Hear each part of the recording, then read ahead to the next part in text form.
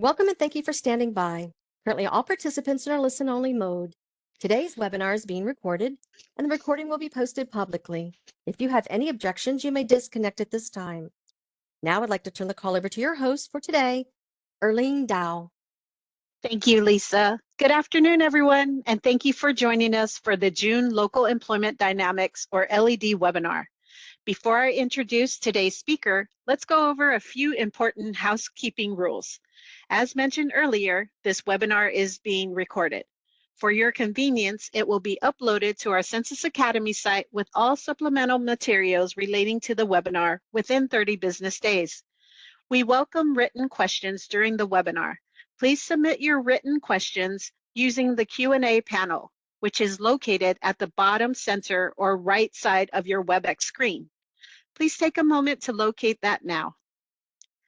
Once you've found the Q&A panel, make sure you choose All Panelists from the drop-down menu. This will ensure we see your questions. Also, we ask that you do not include any personal or business identifiable information with your questions. We suggest keeping the chat panel open as we will provide key links and other resources throughout the webinar. Keep in mind, you won't be able to respond to the chat. That is for us to send out links and other resources related to the presentation. My colleague Tanja will be monitoring the Q&A panel. As time allows, we will answer your questions directly through the Q&A panel, or we will share your questions with the presenters to respond during the webinar. As you know, we are in a virtual environment and sometimes technical difficulties might occur. If you are having issues, try a different browser such as Chrome or consider logging out and coming back into the session. If you are having audio issues, try selecting the computer audio or calling into the webinar via phone. On behalf of the U.S. Census Bureau and the LED Partnership, in collaboration with the Council for Community and Economic Research and the Labor Market Information Institute, it is my pleasure to welcome back my friend and colleague, Hubert Janicki, as he presents how the COVID-19 pandemic prompted more people to change jobs. New U.S. Census Bureau statistics from the Longitudinal Employer-Household Dynamics, or LEHD, show to what extent U.S. workers changed jobs across industries during and after the pandemic emergency was declared over in 2023. LEHG's job-to-job flows, or J2J data product, now includes an experimental research release of job flow counts across industries from the North American Industry Classification System, or commonly referred to as NAICS, down to a more detailed subsector level of 3-digit NAICS. Analyzing industry subsectors rather than just industry sectors captures job shifts within and across industries, painting a richer picture of how frequently workers changed jobs during the pandemic. Hubert Janicki is an economist in the U.S. Census Bureau Center for Economic Studies. He joined the Center for Economic Studies in 2014. Hubert holds a PhD in economics from Arizona State University. His research interests are in the intersection of macroeconomics and labor economics, as well as privacy protection applications to administrative data. With that, I'd like to turn it over to Hubert. Hello, thank you, Arlene. The title of my talk is How the COVID-19 Pandemic Prompted More People to Change Jobs. And before I get to this, I do want to provide some motivation and some background. So when we talk, right, the popular press, the news about the Great Resignation, typically we're talking about something that's described in JOLTS data. So this is the Job Openings and Labor Turnover Survey from the Bureau of Labor Statistics. And when we say the Great Resignation, we really mean, what we really are talking about is this rise in the quits rate beginning in late 2020. And the quits time series tracks voluntary separations from employment, or from a job, I should say. And I've plotted it in blue. And why are we using JOLTS? Well, JOLTS is really nice. It's monthly and it's super timely. So it's one of the first available statistics that we can use to document this.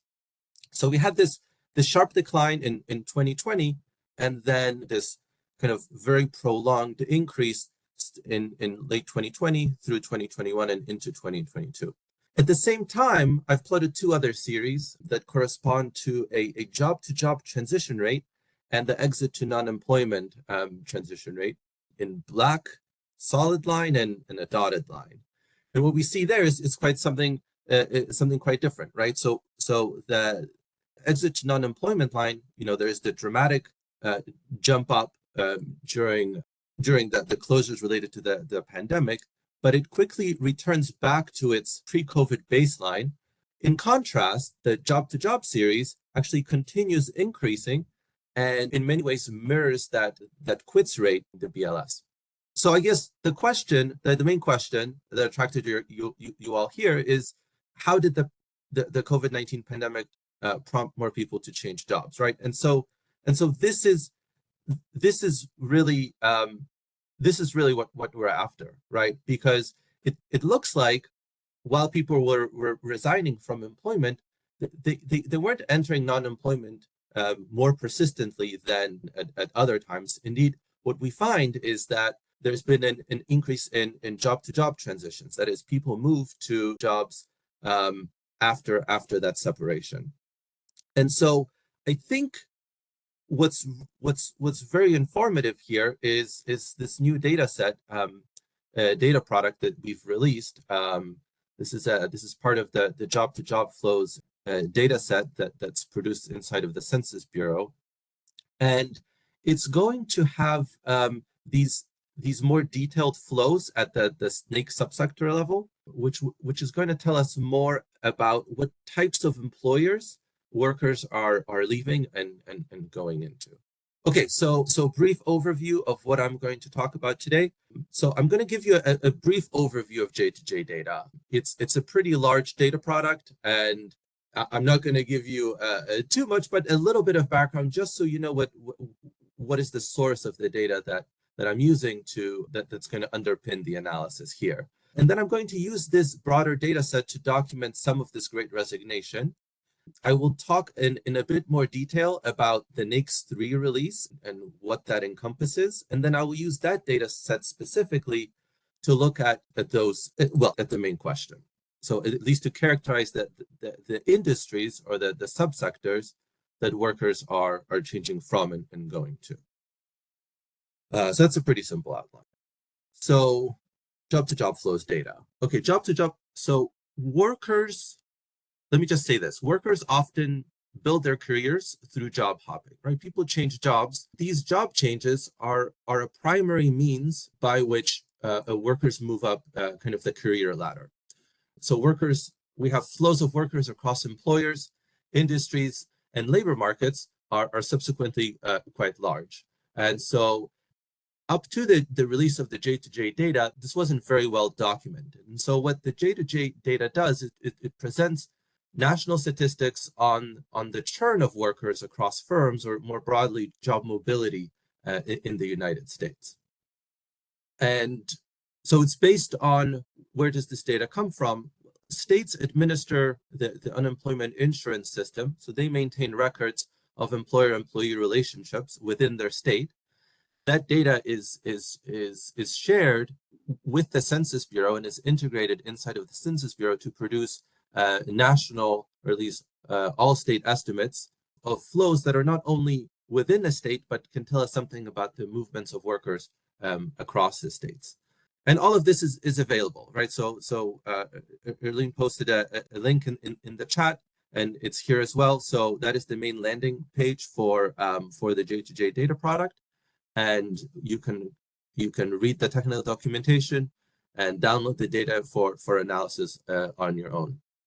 So I guess I want to say that, these statistics contain flows, hires and separations, as well as the origin destination flows, which is really what we'll be looking at later when we're looking at both the characteristics of jobs that people are leaving and the types of jobs that they are subsequently accepting. So before we go on any further, I do want to say just briefly, when we talk about gross flows, or that is flows of workers across labor market states, chiefly employment and non-employment, we can kind of divide them up into four kind of very basic types.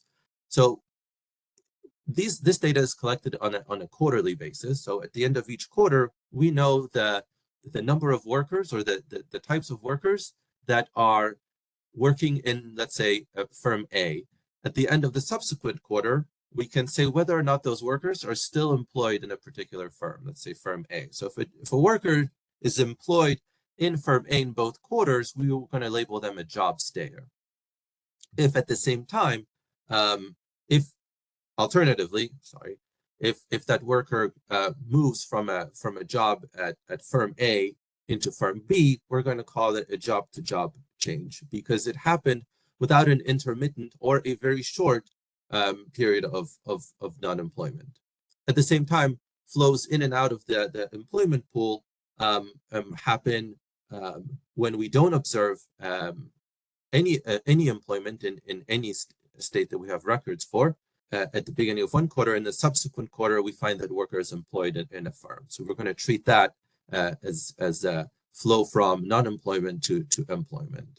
The reverse is also present, right? Flows of workers from a particular job A in the beginning of one quarter, change to non-employment will be just flows to persistent non-employment if we don't observe a subsequent quarter of employment in our data. So those are the basic four concepts. I'm going to focus on job-to-job changes for the purpose of this talk, and largely the J2J NAICS 3 data product that was just released concerns the job changers. I did mention earlier, right, that these flows to persistent non-employment in my initial graph, so I will be returning to that, I think, again, later in my talk. Okay, so there are lots of caveats. I don't know if all of these details are needed, but I think it's kind of worth at least mentioning them. So workers can hold more than one job in any quarter, and what we're going to really look at is the highest paying job, and we're going to identify as the main job. And that is the job that we're going to be tracking for the purpose of these statistics. Absence of a job, we're going to call non-employment. And right, so we're going to define employment status at the beginning, at the end of the quarter. This is the slide that I just presented. And the last thing I want to mention is that we're going to talk about NAICS industry assignments and subsectors. And I think it's important to note that this is the characteristic of a business, of an establishment, really, rather than a worker. And so any of these changes are really changes in the establishment where the worker is employed. Okay, this is the same figure. It's just bigger because my eyesight is bad. So, but really, so I mentioned earlier the importance of flows across labor market states, and these are embedded in the underlying structure of the job-to-job statistics that I've been describing, right? And from a macro perspective, a macroeconomics perspective, flows across labor market states are often studied, right? We know these are important in economic research, and the blue BLS series tells us, JOLT series tells about something about how workers are going across these states. Now, job-to-job transitions are an important part of reallocation across of productive resources, but they're less well studied. And so the main reason for this, right up to the creation of the job-to-jobs data product, has been really a measurement challenge. So what one really requires is a panel data set, right, that identifies a worker's employer and a worker's characteristic and follows that relationship over a substantial amount of time. And until recently, this was just not available. So we're really not able to very well disaggregate these flows into job changing and persistent non-employment. I just want to point out a couple of things about this graph. I know I've been showing this graph over and over again, but it's a really good one. So the first thing is observe the cyclicality of flows, right? You can see that an example is a great example here is the Great Recession, right? In 2008, 2009, and this sluggish recovery afterwards. So the quit rate, the blue, plummeted, and the separations to non-employment, that EN rate, jumped up. So in bad economic times, layoffs increase and workers are hesitant to change jobs. That job-to-job rate change rate also decreases due to uncertainty, right, and the decline of perhaps vacancies and job postings by potential employers. So I guess there are two views on this, right? So just let me just briefly mention, right? There's the view that recessions can reduce aggregate productivity through the lack of reallocation, right? This is the selling effect of recessions, and at the same time, there are efficiency gains in recessions from an increase in the destruction of unproductive job matches, right? There's that cleansing effect of recessions. So cyclicality of job-to-job flows is important, and there are many research papers, actually census research papers, by Henry Hyatt, Erica McIntyre, Jim Spletzer, and myself that examine these long-term trends and cyclicality of job transitions and associated earnings changes. And so for all these reasons, that J2J data product fills an important measurement gap. But it also shows in this case that it is job-to-job flows explicitly, not flows to non-employment that were driving the increase in the quit rate. And to give you some context of the magnitude, right? Let me just lastly say that long-term trends are important, right? So if you look at the job-to-job flows rate, it's been decreasing since the early 2000s, right? So this transition rate of about 6%, more than 6% that you observe in 2000, 2001, was not hit in the subsequent decade, almost 2 decades, until the recovery from the COVID pandemic in 2022. Right, so that gives you some idea of just the huge amount of reallocation that was occurring in 2001 and 2002. Okay, so who are all of these workers that are changing jobs? So I have here, so hopefully I've convinced you that the Great Resignation is really the Great Reshuffle. And a cool thing you can do with the data that's I think quite useful is, so we can characterize the types of workers that are changing jobs. So what we do here is we take the job changing rate and we look at different age groups. And to make things a little bit easier, we're going to normalize the rate in 2019, the pre-COVID rate, to 100. And so you can see in 2020 Q3, 2020 Q4, all the lines for all the age groups are below 100, right? So in late 2020, early 2021, those job changing rates were suppressed relative to the pre-COVID rates, but then they increased above 100. And which age groups saw the most movement? Well, it depends on which time period we're looking at, right? So in 2021, mid 2021, and early 2021, it was really the young people, right? So these are these dotted lines that show the largest increase in the job changing rate. By late 2021, early 22,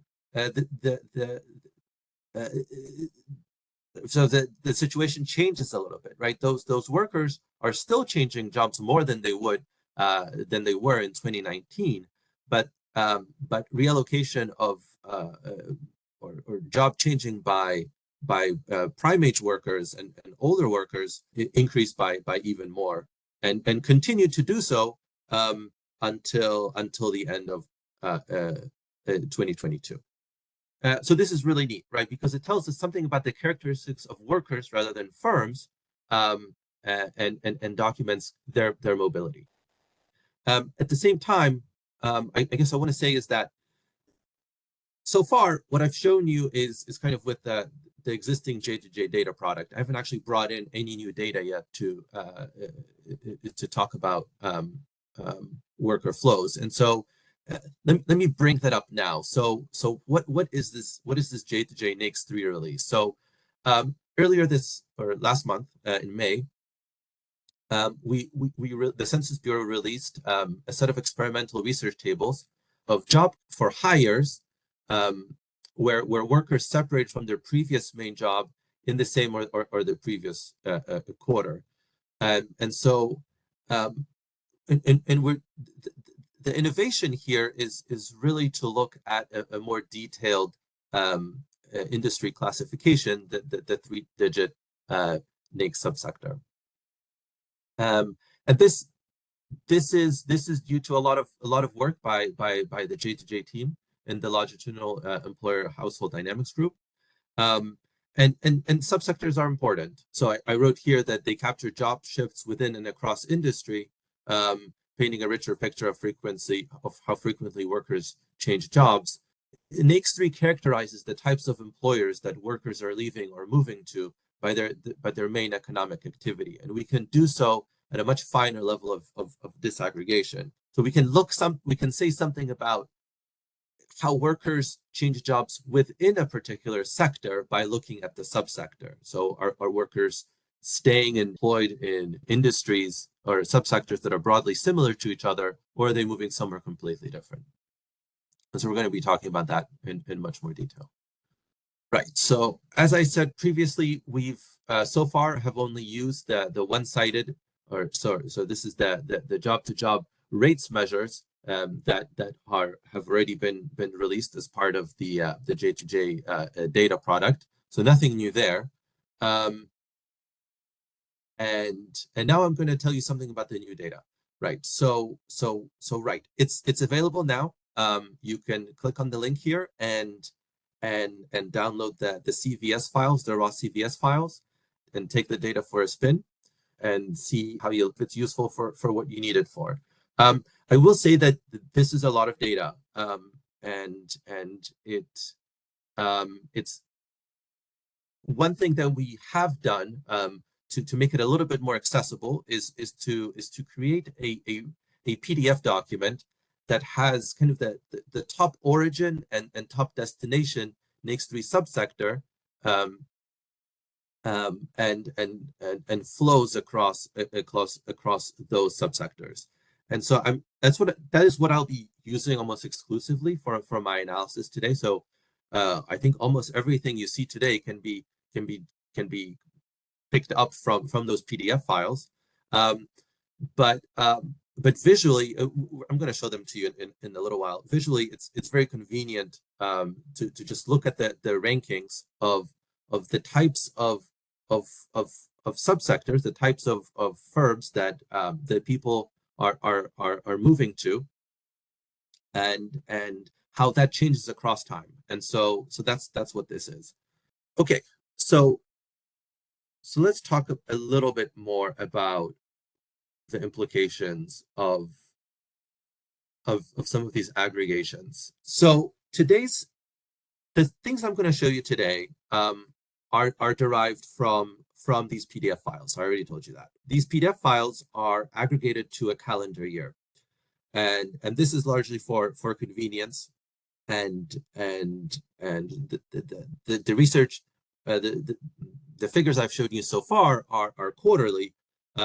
The rest of the material will be annual, and I will briefly mention that this is all available states rather than national. I will make a slight distinction here that is at least worth understanding, that we have information in the partnership from most states, but or all states, but not all states at all times. So there are perhaps some holes in the data where state data is not available. In those times, we do not quite know that the transition that the worker undertook. So those look like flows to non-employment rather than to another employer. And so that is anything you see here is subject to that caveat. Right, and the PDF file is available here. So I've linked, I've presented a link for you, so you can take a look at it directly. Okay, so as I said, that NAICS 3 characterizes that the types of employers that workers are leaving or moving to. So previous data sets, previous releases of the data are at the sector level. So I'm just going to show you a few examples, right? So what is it that you gain by using this data? So previously, we would release statistics at the sector level. So for example, retail trade, or accommodation and food services. When we break these businesses apart, groups of businesses apart, into a more fine grouping of their economic activity, you can kind of see here what's gained. And so retail trade is broken up into what, 12 different categories. So that potentially is quite useful in that we can tell apart, general merchandise stores from motor vehicle and parts dealers. So depending on your application, this may be very relevant to you. At the same time, for other groups, it's less numerous. So NAICS 72 is the accommodation and food services sector. Those are divided into two subsectors: accommodation and food service and drinking places separately. So not quite as numerous. So the usefulness of this subdivision perhaps may be more or less useful depending on the particular application. So let's look at what this data actually says. So the first thing I'm going to do is I'm going to consider, so I'm going to look at subsectors, but I'm going to rank them by subsectors that have the most job-to-job transitions. And I think these are, the reference here I'm going to use here is 2021. So what subsectors have the largest job-to-job change rate, right? The most turnover. So this is NAICS 561, which is administrative and support services, followed by food services and drinking places, professional and technical services, and ambulatory healthcare. These are pretty neat, and these are really dynamic subsectors, and you can see that that not only do these have the most job-to-job flows generally, but they have quite low rates at which workers change jobs and remain in the same industry, right? So for example, admin and support services, first line, 28.2 in 2019 and 28.1% of workers remained in this industry. So workers in this one, and definitely the top four, but all of these are quite likely to change employer outside of their current subsector. I do want to pick on a couple of these. These are pretty interesting, right? Admin and support service is a hodgepodge of things. So we have, this is basically general management, personnel administration, clerical activities. So these are establishments, the cleaning activities and the routine support functions for businesses,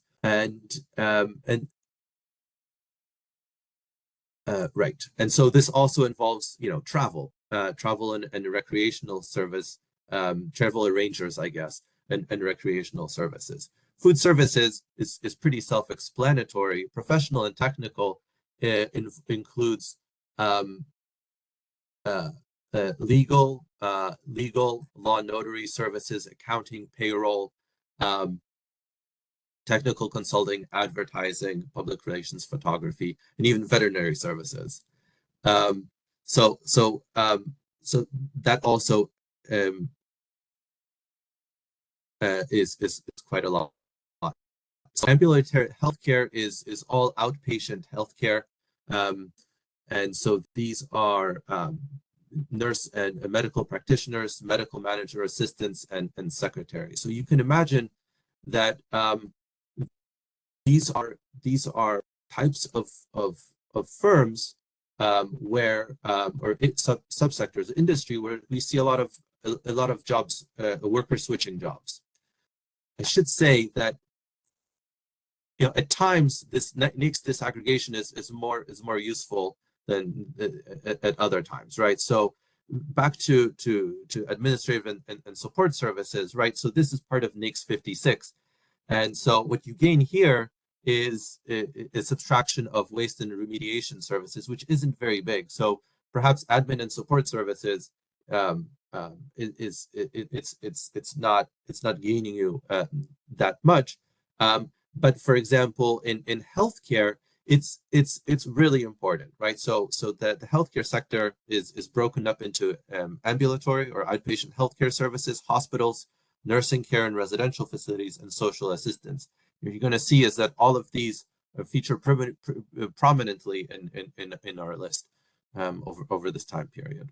I think I've already said this. So there is the America Counts story that this is all based on includes links to these subsectors. And the BLS does a really nice job of detailing what kind of activities these businesses are involved in. So I guess I've already talked about the example. This is just the slide, so I'm a little bit behind. So there we go. Okay, so earlier I said that 28% of workers stayed in jobs in administrative and support services in 2021. Now, the whole point of this data is to detail the other destinations for employment. And in this case, I'm just showing you 2021 again. And then the top destination for workers that did not stay in administrative and support services was professional and technical at 6.4%, food and drink places 4.5%, and then warehouse and storage, which is NAICS 493, was 4.5%, and then ambulatory healthcare at 3%. So again, types of jobs that you kind of think are high turnover. So warehousing and storage, right? So this is, labeling, light assembly, order fulfillment, pick and pack, and arrangement of transportation, right? So a lot of these jobs tend to have high turnover. One thing I want to say is that this data set contains data back to 2001. So that's the very beginning of our time series. And earlier, I talked about the share of workers staying in the industry, and one minus that number is the share leaving that NAICS 3 subsector through job-to-job flows. And I'm going to plot the four highest subsectors by job-to-job flows. These are the ones that I mentioned earlier, and plot their time series for since 2005. And I want to say something about the patterns that we see, just to put them into kind of the long-term perspective, right? So most obviously, the industry outflows from food and drink employment is massive, right? So 55% in 2019. That's right here. To almost 62% in 2020 is quite substantial and quite striking. You can also see that generally all of these lines have a long-term decline. So you can think that there's some sort of long-term decline in kind of this subsectoral flows across so inter-subsectoral job-to-job flows. Perhaps jobs are getting more specialized and making these transitions more difficult, right? So professional and technical outflows, where is that? That's this line, declined from 65% in 2005 to 60% by the end of the time series. There's also cyclicality, pro-cyclicality in these outflows. Counter-cyclicality. They tend to go down during recessions, and of course that's true of job-to-job flows in general, and I think that's what I've said earlier. But there are differences in sensitivity of workers across subsectors, which is kind of neat. So, what are the top destinations for workers changing jobs? I've said quite frequently workers stay in the subsector for which they are employed, but if not, where do they go? And so this is, I think, kind of the main takeaway of the new data set, right? This kind of highlights the destinations, or the top destinations for workers. So how do you read this? So admin and support services that I listed earlier, right? So has the most job-to-job flows, followed by food services, professional and technical, and ambulatory healthcare. And in this column, I show the corresponding most common destination that is not, right, just staying in the existing industry, and the rate at which workers change to this particular destination. And so in 2019, 6% of admin and support workers that changed jobs moved to professional and technical services. That increased slightly to 6.4% in 2021, so not much movement there.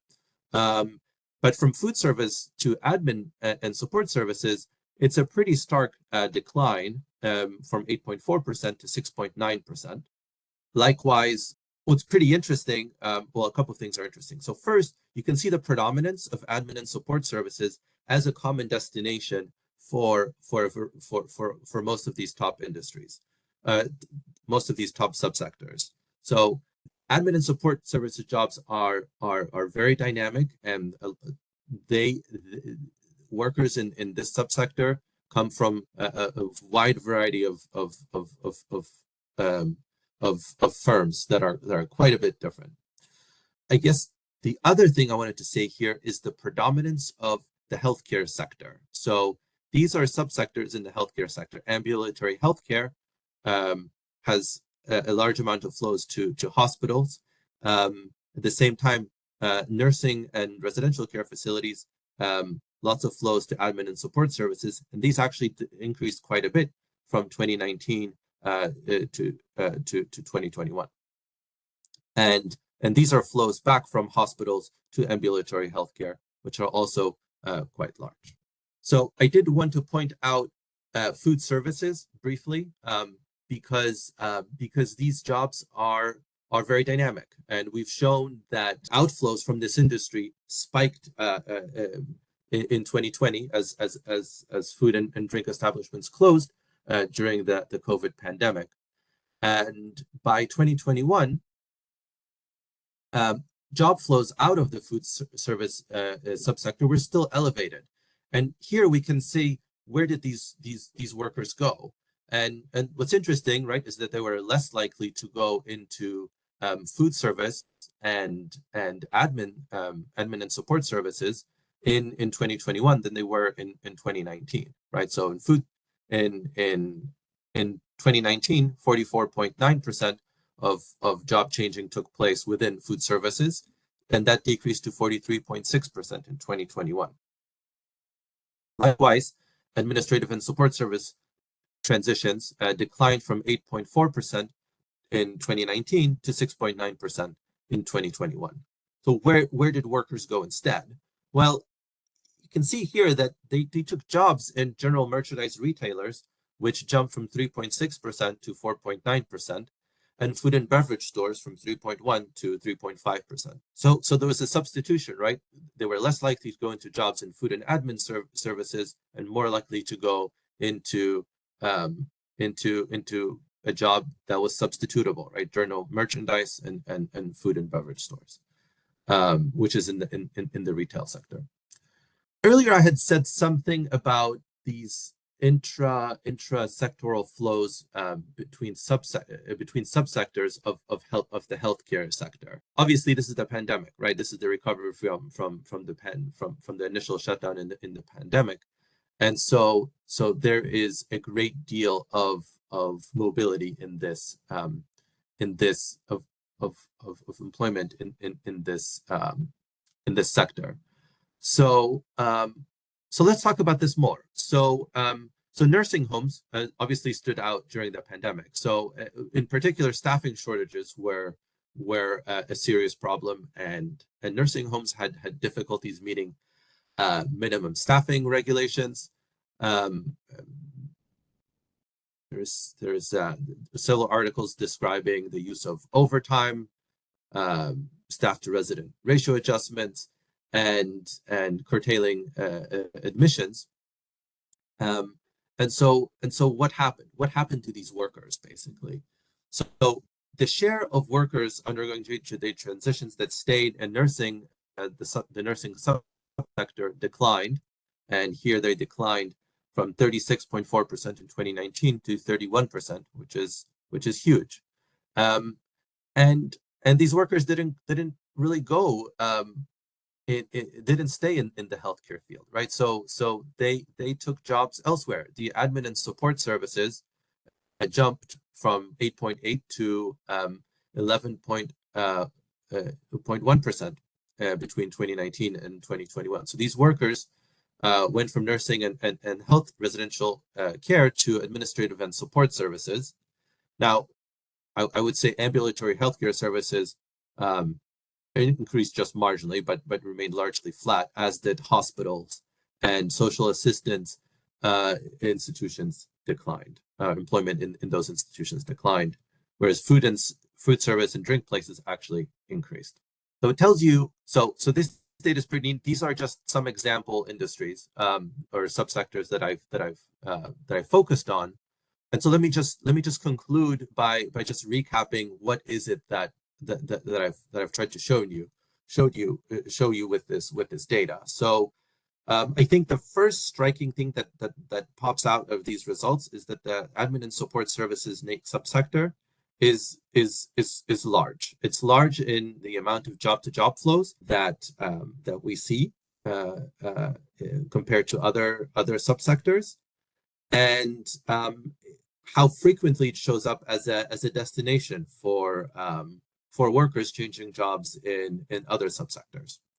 So that's I think an immediate finding. As far as the effect of COVID, so admin and support services is still key, and it's still important in those during the pandemic. So that relationship is largely was invariant. But two other NAICS subsectors had kind of very different patterns between 2019 and the recovery in 2021, right? So food service workers, as we talked about, returned to work, but they were less likely to remain in the food service sector.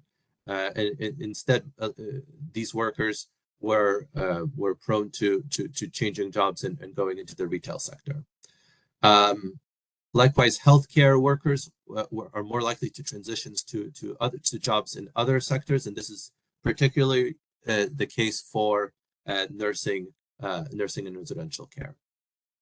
So these are kind of the main findings, and right. So again, the data is publicly available, so you can find the research tabulations for download in CSV format and play around with those. Now we have a summary document, and I'm going to bring it up.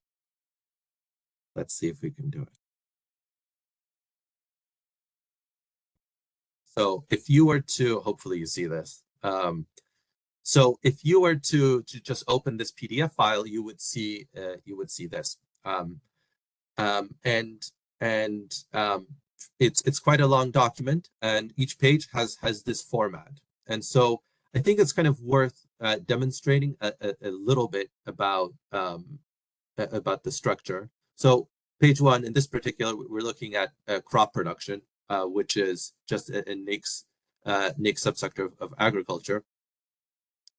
And we have for each subsector, we have the top destinations for workers, and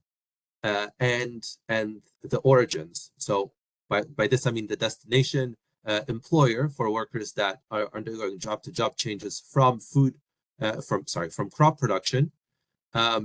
Likewise, we have statistics on transition rates from workers in all of these different subsectors, and the share of flows that went to NAICS 111 crop production.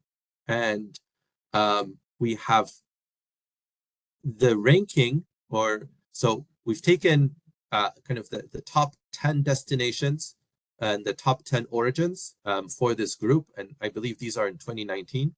And then you can see how these job-to-job transition rates have changed over time, right? So, for example, in 2010, 38% of job-to-job changes in the crop production subsector remained in crop production. By 2022, that declined to 10%.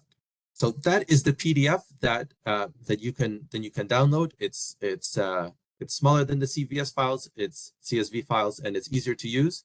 But it is aggregated across all states. So if you want to do a state level analysis, you would have to go into the original table. And I think I am done. And I hope there are some questions. I'm happy to take any questions. Thank you very much for attending. Thank you, Hubert. Before we get to the questions, as a reminder, the presentation will be accessible on the Census Academy website at census.gov/academy under the webinar tab in a couple of weeks. The link has been added to the chat. Again, please type all of your questions in the Q&A and keep your questions pertaining to the presentation. The chat has been disabled to our attendees. And now to the questions. Just to confirm, when saying quits, it is the number of people who quit or left their job, but it did not transition to another job. I wasn't sure if the difference is between quits line and a jobs changing /J2J line. The dashed line for those who quit but went into unemployment or non-employment, excuse me, the dashed line for those who quit but went to non-employment, that line I understand. It was the difference between the quits and the J2J I did not get. Yeah, so quits represents voluntary. In the BLS, this is the voluntary quits. So quits can happen. It's just a measure of workers leaving their employer, and the destination is kind of unknown. And so the real purpose of showing this, it's a different data source, of course, but the JOLTS is one that comes up quite commonly. Was to use as a basis and then use the J2J data to show that it is not just those quits. The destination of those quits was not predominantly non-employment, but rather a job-to-job change. So the quit was to another employer, with possibly some spell of non-employment or unemployment. We don't know, but these workers were not were not in the non-employment pool for very long. I hope that helps. Thank you. The next question. To clarify, J2J does not have the occupation of individuals. Is a question. Correct. Yeah, that would be nice to have. But so that is a person characteristic. and it's time variant, and the unemployment insurance data that's collected by the states actually does not collect occupation. So the only source of occupation that we would have would be survey data, and not administrative data of this sort, unfortunately. Who do you identify as the prime age worker? Oh, I think when I used prime age workers, I meant workers 25 to 54, I believe, are the age groups that I used. Thank you. The next one's a two-part question. First part is, okay, New Mexico is available. New Mexico is not listed. Will it ever be available? And then the person follows up and says, okay, New Mexico is available on some data links, but not on others on this website. And the website given is the website to download data, LEHJ data. Right. So state availability varies across time. I can't speak to New Mexico in particular, but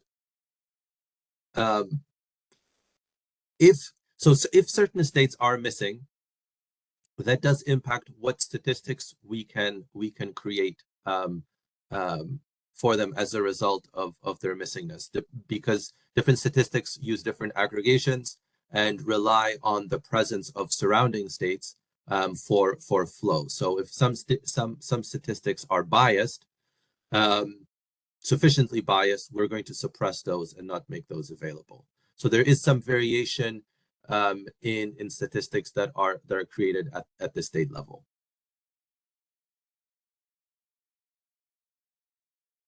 Thank you.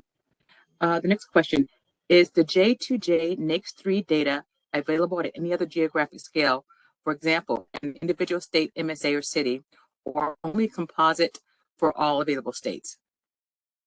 So it's available at the state level, nothing below the state level because of disclosure concerns. So the team decided that the state level was the most geographical disaggregation that we're able to release at this point in time. If I'm not mistaken, nursing homes / long-term care facilities have problems with high COVID positive cases / rates. Perhaps many of the workers in those facilities because of concern of high exposure to COVID. Yes. So a key thing here is that I actually have said very little about the mechanisms whereby the workers were changing jobs, what incentivized the workers to change jobs. These statistics don't deal with personal motivations for workers, and that seems like a potentially reasonable hypothesis. But I'm not making that inference here. Certainly that can be made, but it deals with just flows between industries, and yeah, and so yes, certainly there's much more research that could be done to disentangle the various motivations or incentives that incentivize workers to go into one subsector versus another. Okay, next question. Are you able to use data to see the job flows with industries from one municipality to another? In other words, can you use this data to see if one industry in one community is losing work to a surrounding community that maybe a stronger industry or sub-industry? No. It's the geographic limitations of this data are such that we don't really have detailed geography or flows between detailed geographies and the NAICS subsectors. Thank you. Next question. actually, it's a comment. Looking forward to a J2J flow matrix at NAICS 3 in the future. So, and also post-COVID data, 2023 when available. So our next question, I have two related questions. Is the NAICS 3 data available at the metropolitan area level? And how is place to work defined in J2J?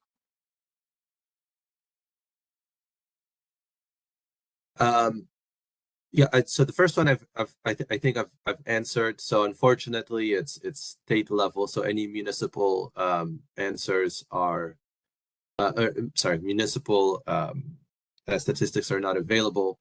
The other question is about sorry, it's about the source of the geography information. Is that right? Read it again. And how is place-to-place work defined in J2J?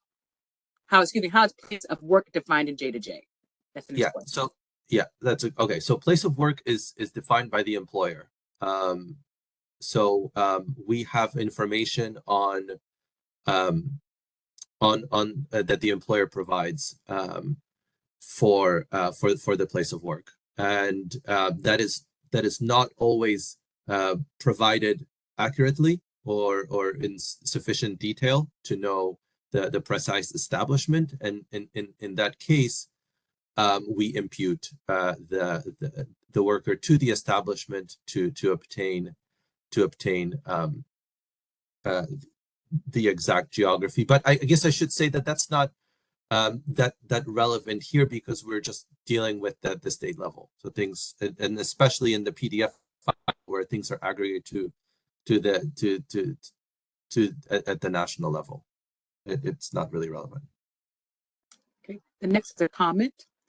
It would be nice to see the flow among states between urban and rural areas to work from home policy. I agree, and the effect of work from home generally is kind of an outstanding question. We don't really have any way to identify where workers are actually working from. They could be remote, or they could be going in the years following the pandemic, and it's very difficult for us to disentangle that. Next question. Did you look at what happened to people who worked at Main Street businesses in the post-pandemic period? Or is there a way to look at that in J2J?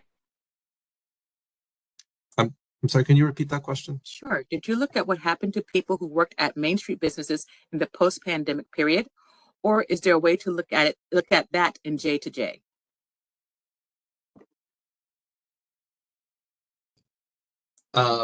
Main Street businesses, is that the question? Yes, that's the phrase. That's yeah. So that if that means like retail establishments, that is certainly something that that the users could pull up on their own in this data set, in this new data set, and in J2J more broadly.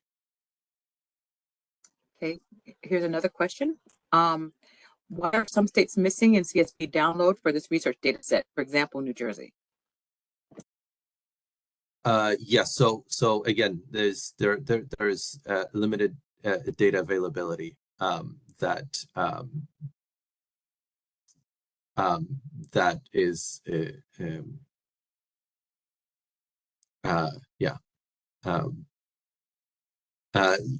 yes, limit data availability. It could be for any number of reasons,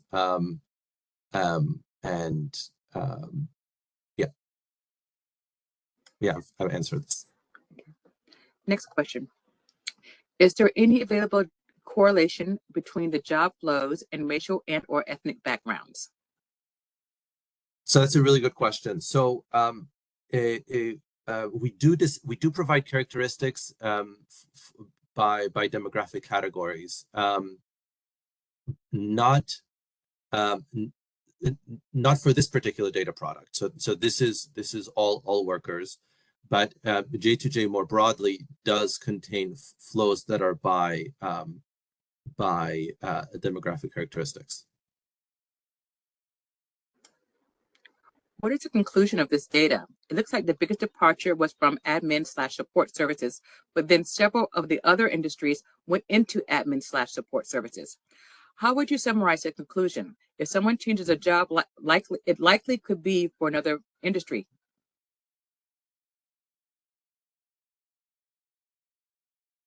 So yes, so if somebody changes a job, it could be to another industry. I think the conclusion is that we see a differential impact of COVID in the likelihood that people accept a job or transition from one type of subsector to another. So what this data provides is a demonstration of the types of industries that were affected by COVID, and how workers responded in accepting job in either the same subsector or another subsector, and how different was that subsector to where they were employed earlier.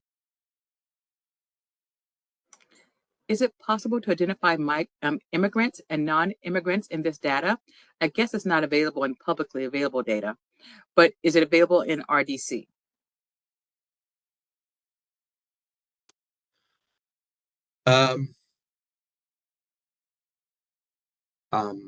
That's a good question. I'm not sure.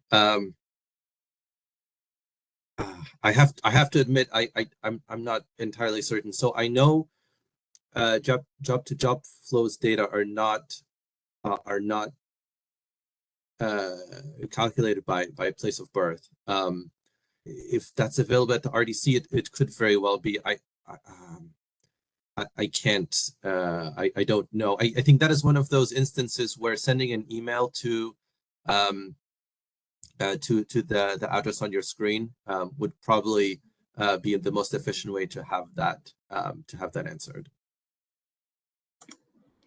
Okay, is there another data set that can be utilized to look at the job patterns in gender?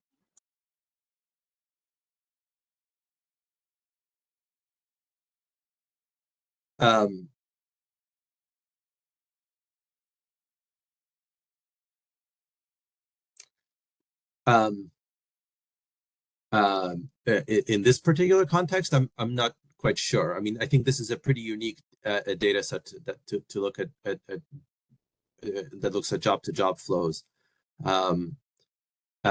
It by gender, it certainly the J data is available by gender, but not at the NAICS 3 level. So if an analysis across all sectors rather than subsectors is sufficient, that's what I would point to as the first place to look. Congratulations on making NAICS 3 possible. Does the census have any plans for parsing out 4-digit NAICS information, or is it just something that the process or statistical significance won't allow? So there is some 4-digit, I believe there's some 4-digit statistical products already produced by LH. So QWI is one example. I believe that contains NAICS 4 statistics. Yeah, so I think that the main problem is sparsity. So once you get to the NAICS 4 level, it becomes quite a challenge from a disclosure perspective to produce statistics, especially across smaller states or more detailed geographies. So I think that is always the hope, but but I don't think there's anything currently in the works. More than anything, I think so. This is labeled as an experimental or a research data release that is not part of regular production. I think there is the possibility of it being put into regular production, being regularly updated, if there's sufficient interest and use of the data. So if that is the case, then certainly more resources for development of a NAICS 4 would be warranted in that case.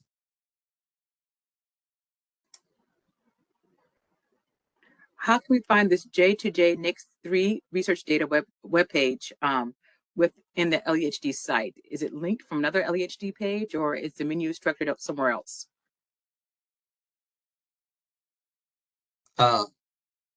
So if you go to the main landing page, the main J2J landing page, you can download any of the series, but the subsector is a particular research release that should be available there. At least it shows up from the main landing site. I don't know if I have. added it to the chat. You I did? added Okay, it great. to the chat. Great. Mhm. Great. Perfect.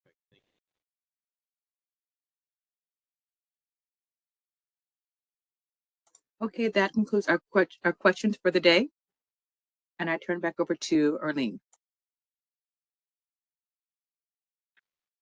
Great. Thank you so much, Tanja. Thank you, Hubert. Wow, those were a lot of questions.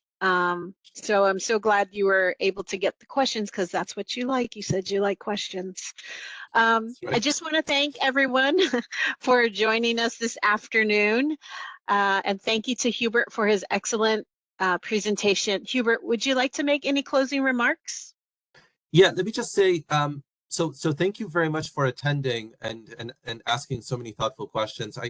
I would like to add that this analysis is far from exhaustive, right? So this is, I think you should think of this as an example of how the new data can be used, and there is considerable room here for further analysis and use of the data.